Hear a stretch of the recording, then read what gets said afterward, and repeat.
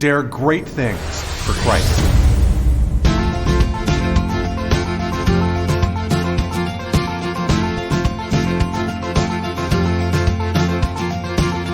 Christ calls us to dare great things. In the marketplace, as well as in the mission field, there has never been a time like the present for the spirit of the Catholic entrepreneur. Now is the time for men and women of great courage and great vision to engage our church and our culture. Now is the time to dare great things. And here is your host as we dare great things, Father Nathan Cromley, the president and founder of the St. John Institute. Anyone who wants to be successful in leadership needs to be really good at working with people. The more a leader understands human behavior, the more effectively they'll deal with it and reach the goals of their organization and their mission. This is where St. Thomas Aquinas gives us a distinct advantage. He represents a wealth of knowledge coming from the Catholic tradition about how we work, how our hearts work, how we make decisions. And in this fifth part of our series, we look at how he solves the problems of when people just don't want to work. Hey everybody, welcome back again. I'm glad to be with you and have this opportunity to go deeper in our understanding of what St. Thomas Aquinas teaches us about understanding who our people are that are working for us. Now, of course, I'm going to use it in the business setting, but you could apply this into your family, with your children, of course. You can apply this with your spouses, right? Sometimes that's the biggest problem, after all, that we deal with every day. It's a situation that we face no matter what we do, and that is we're helping people to do things. We want to get them to move, and they just don't want to. I'll give you an example. Think about it in marketing, right? When you have the best product, you've got just the right price, you've got everything going for you, and then you've got to try to get someone to buy. Well, they're not interested. How do you get someone interested to buy for you so that when you provide them with your product for a price, you're actually doing them a favor? They're thanking you for selling your product to them, right? That's kind of the goal. And that'd be amazing, right? And that's what a successful business will do. People will need you. They've been convinced that your product aligns with what they need in their life. Right? So if it's not a product, it could be a service. We have to go to this restaurant. We have to pay, an extra amount of money at this restaurant. We need this dentist, right? And it's because there's something that's aligned in what you do with their deeper needs inside. And when you do that, bam, you've got a successful business.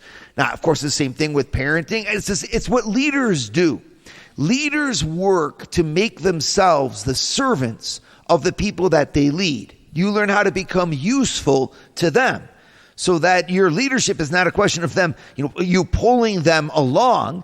It's a question of you guiding them as they drive towards what you're doing. You position yourself, in other words, not as the hero of the journey, but as the sage, the wise person who's counseling the hero, which is them, of course, towards the action that's going to make them happy. And of course, if you stand to profit from that, well, that's wonderful. But you make your business much bigger than that. It's not about that. We're not just doing dental care. We're not just, fixing cars.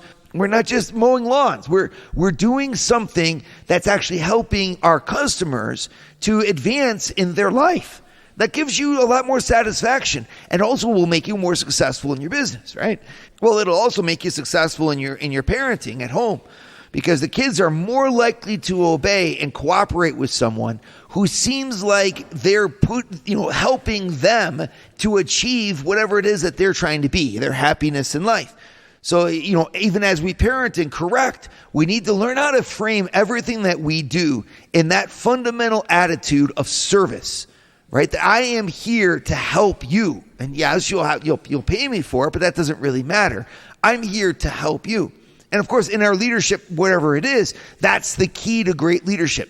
People will fight for, follow behind, support, and cheer on any leader who they think is actually helping them, supporting them. And so, of course, you see the Catholic tradition here, the Christian tradition, it fits hand in glove with this because we produce servant leaders. We lead like Christ as a service. We take our talents, our passion, our drive, and we fold them underneath the people that we're serving to lift them up.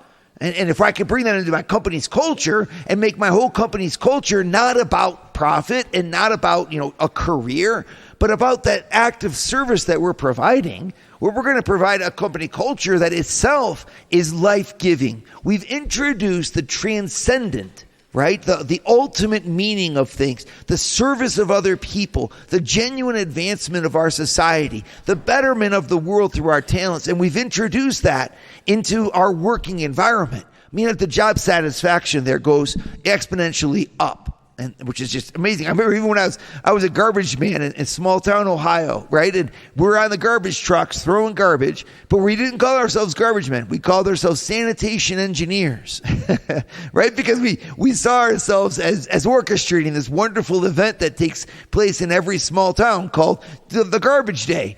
And you're taking the garbage out, you're reducing diseases, and you're beautifying the city, and you're increasing property values. I mean, you have all these different things that made you feel proud of your work. And by looking at ourselves that way, well, I mean, that's the right way to look at it. So you can almost look at, how do you look at your jobs? Are you looking at your jobs like God looks at them? You have the right as a Christian to look at your work as God does, to have his perspective on it. His perspective on it is a lot broader than I'm helping the company to make a lot of money so that then we can buy an extra house. Like that might happen, but that's not the goal. That's the effect. Right? And the goal is got to be, we're here to help this world to improve by rendering a valuable service with justice, with quality, and with integrity in a way that benefits not just them, but all of those who work for us and interact with us. And this is so St. Thomas Aquinas steps in. He's this friar, right, from the 13th century. Ah, yes, but he dictates out, spells out a wisdom about humanity. An understanding of how the human person functions and works, that if we can look into it, peer into it, we can learn so much that will help us as we lead in the various aspects of our life. Again, from our parenting to our spouse to working in the culture, because it all is the same thing. A leader works with people. And the more that you understand how people work, the better you will work with people. Right? So St. Thomas Aquinas comes in and he maps this out for us marvelously. And he says that a decision is made by somebody's mind, listening to their heart. And so if we're going to help people to make good decisions, we need to present the truth to them in a way that speaks to their appetite, their desire, their heart, their passion, right, for life. I learn this all the time as a speaker, because people will listen to speakers that are engaging. No matter how wonderful your thought is, if you can't deliver it in a way that seems meaningful to your audience, it's not going to be effective.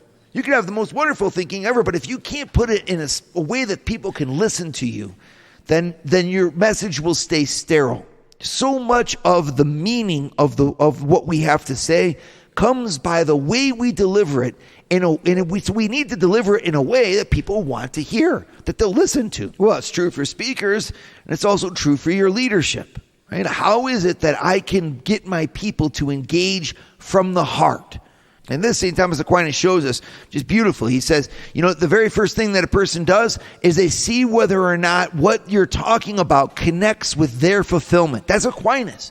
This is not some sort of marketing guru from this 10 years ago. This is St. Thomas Aquinas, 13th century. He says the person's heart needs to want it.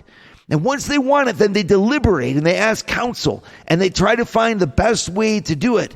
And then they come to this step where they have to engage their faculties, their powers, their resources towards making it real. And that's what I want to focus in with you today. How do we help people to get over that 1-inch gap that exists between where they are and where they can be? Right? How do we help them to engage when they know that they want something and pass from wanting it in a passive way into wanting it in an effective way by action? There's a lot to be said here, and Aquinas really goes deep into the subject. Would you like to hear more from Father Nathan? Join the St. John Leadership Network and receive a 2-minute glance at the gospel every Sunday morning right to your phone. To learn more, go to www.stjohnleadershipnetwork.org/member and join for free today. All right, so we're reading St. Thomas Aquinas' Summa of Theology, and here we're taking a look especially at the first part of the second part, question 16. He talks about moving from the stage of making a decision into action. You can have all the best intentions, you can have all the greatest thoughts about how to do something, a wonderful plan, but if you don't actually engage, then nothing will happen. This is a problem that a lot of people face. Folks just don't want to move. They don't want to pass into action. And yet they'll know what's right. You know, we all think, okay, I'm going to go on a diet. I'm going to start to work out. I'm going to take my spouse on a date night. You know, I'm going to give more money to the church. I'm going to, vote this way or that way. But we can't even mow the lawn, I mean, moving, getting ourselves up off the couch and moving in the direction of our life that we want to go, if we can solve for that, we'll solve for a lot of the problems that we face, a lot of the challenges that are in front of us. And so what does Aquinas have to say about that? Well, first of all, he makes a distinction between having a goal in your heart and having it in reality. And he says both are necessary. The first thing that you need is to fall in love with the idea of achieving the great goal that you want to achieve. Okay? And not only in you, but in your people. Communicating as a leader this desire for what you're trying to bring them towards, what they want to achieve, what you want to do together. And of course, this is a dreamy kind of phase. And a lot of people, therefore, bypass it. They say, oh, all of that's just, smoke and mirrors, or that's just marketing. Well, I mean, I wouldn't say it's smoke and mirrors, but it is marketing, right? Like, that's the power of marketing, is they get the people, you inside, to want to engage. Because if you don't work hard enough at that first stage to really get the people to want to engage, they won't engage except for money. They'll engage on the outside. They'll engage superficially. We all see this. It's like our kids. You want them to clean up their rooms. Well, you have to force them, under threat of all kinds of punishments and consequences to clean up their rooms. How do you get to be like those other kids? How can you get your kids to be like them, who just kind of like clean up the room because it's a good thing to do and they want to do it? Well, we all scratch our heads and we say, well, it's impossible. Well, no, it's not impossible. Aquinas lays out, he says there's two things. If you want the person to attain the good that they want, their goal in reality, you have to spend time getting them to want that goal, and by putting it into their heart. So we can think about the different ways to do that. You can do that orally by painting a beautiful picture. You could do that by experience, by having them go to a place or having them see what the good thing is that it's like. You can do it by relationship, by doing it along with them. I mean, if you're in the business world, it's the same thing. You're trying to get someone to step in to more effective action. Well, there's ways that you can inculcate that. You can develop that in the person. But it all starts in the same way, by allowing that person to say they want it. They want this. So, of course, we use incentives, we use bonus structures, we use, all kinds of praise, we use different things to do it. But it's got to come from inside that person. And the deeper those roots are in that person's heart, where they're saying, I'm coming to work, I'm doing this project, I'm moving the ball forward because I want to, well, the greater their satisfaction is going to be, and also the better off the work is going to be. So again, put this in your families, put this in your spouses, put this in your relatives. Anywhere you desire to make an impact with people, the half of the battle is having the person themselves desiring the end goal like you do. And so take some time with that. Sit back with that and plan out your approach in your conversations to say, like, how is it that I can paint this picture so that the person sees themselves in the picture? And we know that then that's only the first step. From there, we have to move to the next step, which is to actually attain that goal in reality. And Aquinas actually makes a little statement here. He says, if you only have it on the inside, you have it imperfectly, this goal imperfectly. To have it in reality, that's when you have it perfectly. And this is really important too, because a lot of times, especially if you're in a business environment or the productive environment, not just business, but it's like there's always something else that needs to be done. And we don't necessarily stop enough to reward the good work that we've done. To actually celebrate the victories. I mean, we went out to get a bird that was in the bush, and we have the bird now in our hand, right? That's worth 2 in the bush. A bird in the hand is worth 2 in the bush, right? Like, we've achieved something. Well, the worst thing that we can do is then just immediately say, okay, there's the next thing, right? Because then the person says, well, I mean, like, you got me to want this goal. Then I got to that goal, and there was no celebration. It was almost like the goal didn't really exist. No. Goals really exist. They really exist as something we want to achieve, which means we need to stop and rest when we've achieved them and give some modicum of celebration. I mean, it might be a pat on the back. It might be a good job. It might also be a day off. It might be a celebration or, around, the work table. But it needs to be there. And it needs to be there for you too. It's not just because you're the leader that you think that you don't need to celebrate. I laugh about this a lot because, I run a nonprofit, and then in the nonprofit, we're always looking at revenue generation, because of course it comes from donations of good people that help us out.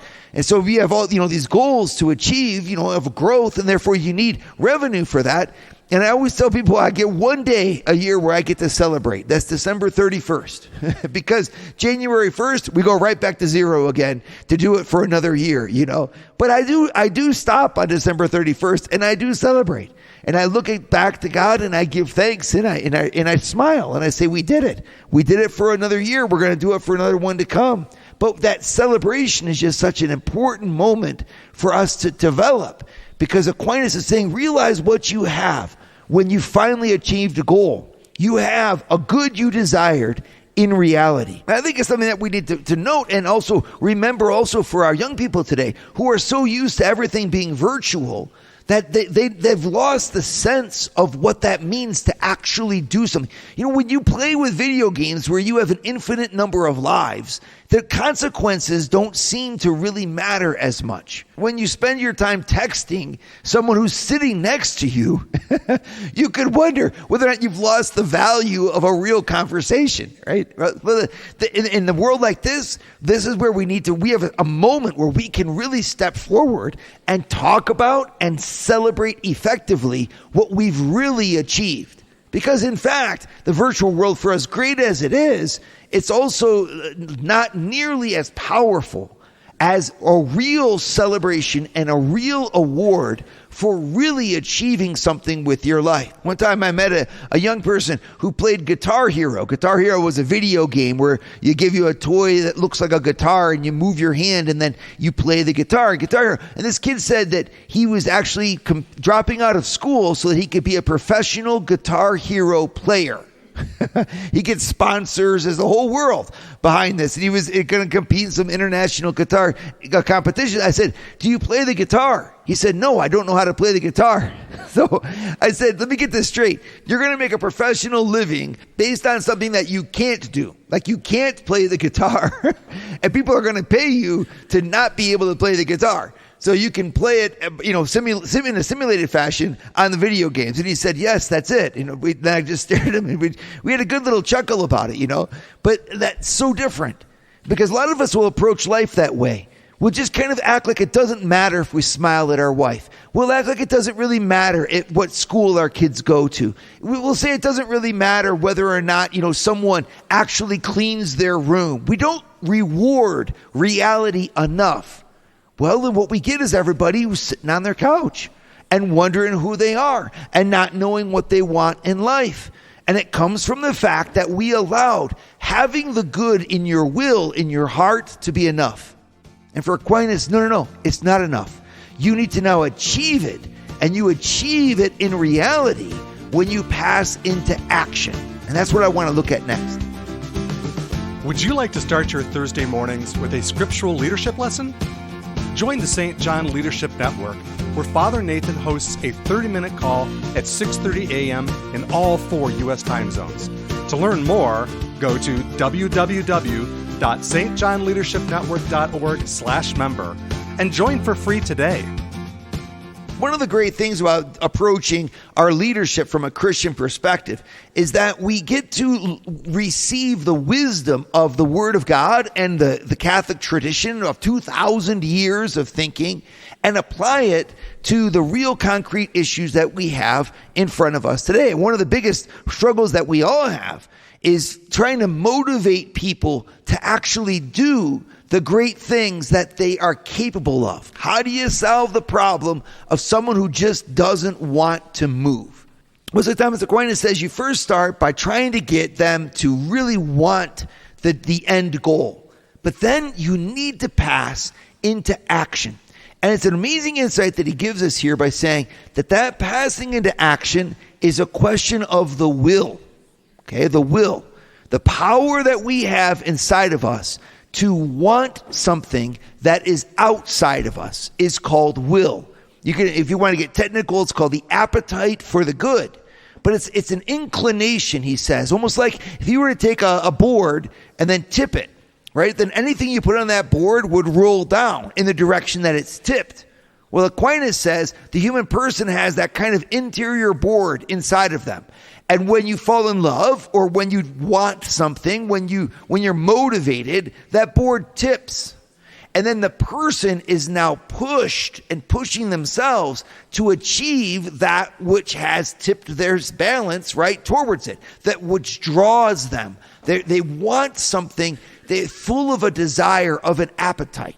Okay, and so that power is extremely, extremely powerful. We all know this. This is what drives behaviors. This is what's at the source of action. Well, Aquinas says that moving someone into action is a question of moving their will. And when we motivate a person's will, what we're doing is we're then convincing them, so to speak, right? Or we're getting them to apply their talents, their powers of mind, their resources, their energy, in an external function in order to gain the goal. So how do I get you to write this paper?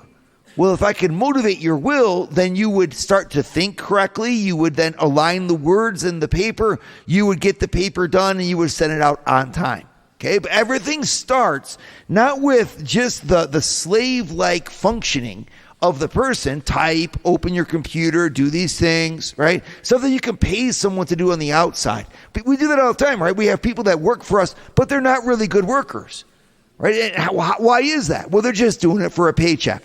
And that means if they just stay in the middle of the pack, you can't fire them.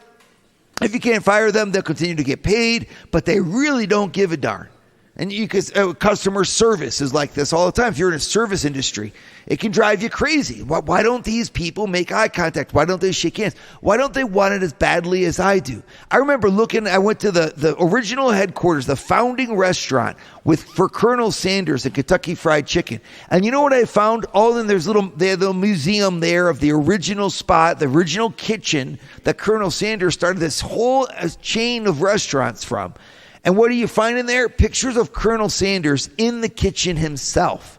He was the first one, and no one was better at it than Colonel Sanders. His customer service, his attentiveness, he would invent things, find things because he wanted it. And because that desire was there, he then used the external circumstances in order to make the business grow. I'm thinking of an example. He had a hotel that was attached to his restaurant so that he could gain even more revenue.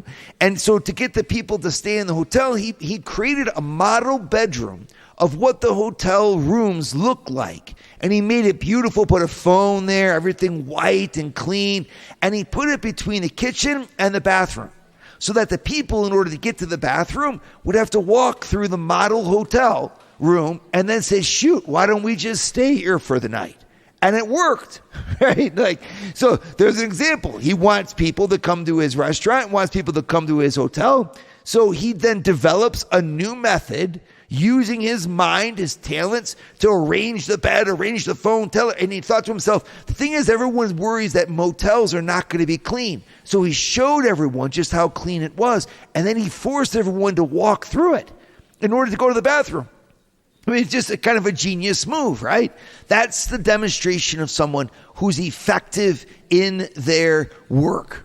And our leadership needs to bring people to be that effective, to get them to pass from wanting things to obtaining things, to doing things.